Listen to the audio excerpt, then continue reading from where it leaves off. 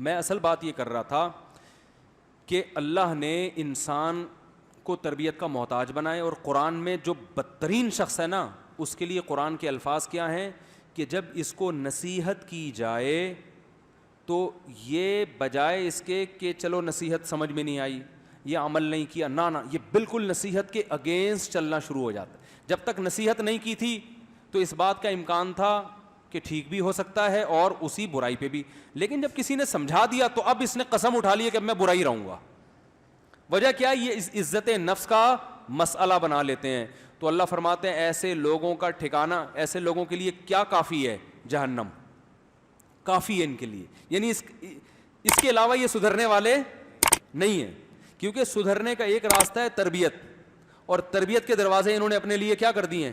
بند. کیونکہ تربیت کے بغیر سدھرنا ناممکن ہے. یہ اصل جو پوائنٹ کی بات ہے نا, میں وہ یہ کرنا چاہ رہا تھا کہ ہم میں سے آج ہر شخص یہ سمجھتا ہے کہ مجھے تربیت کی ضرورت نہیں ہے, مجھے کوئی نہ سمجھائے میں خود سمجھوں گا. تو معاشرے میں ساری خرابی کہاں سے شروع ہوتی ہے؟ یہاں سے.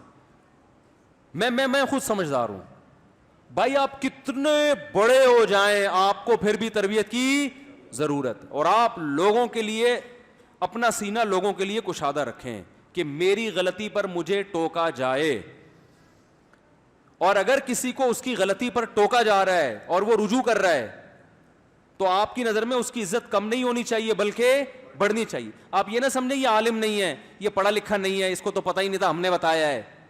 دنیا میں کوئی ایسا عالم اس کائنات میں پیدا نہیں ہوا جس کو سب کچھ آتا ہو اور وہ سب سمجھ گیا ہے وہ, کیونکہ حدیث میں آتا ہے یا بنی آدم کلکم خطاؤن.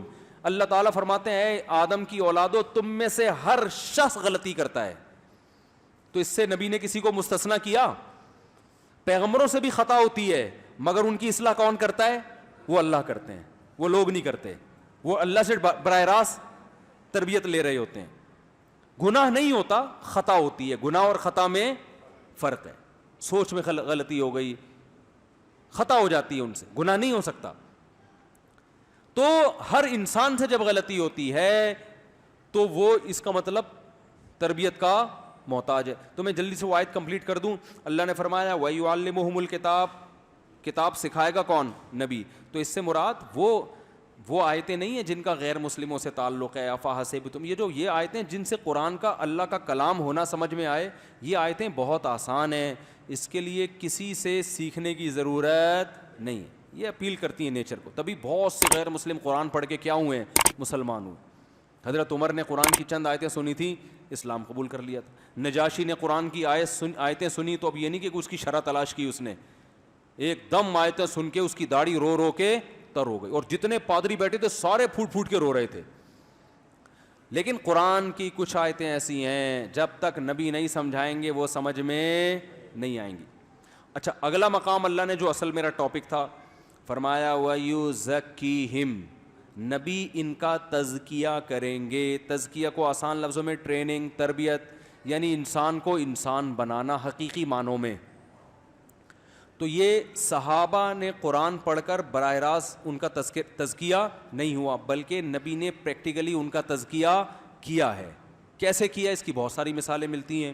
ایک صحابی درخت لگا رہے ہیں, آپ صلی اللہ علیہ وسلم ان کے پاس گئے, فرمایا تم یہ اتنی لمبی لمبی امیدیں, یہ پھل دے گا کتنے سال کے بعد, کیا تمہیں یہ امید ہے کہ میں اتنے سال یقیناً زندہ رہوں گا میں؟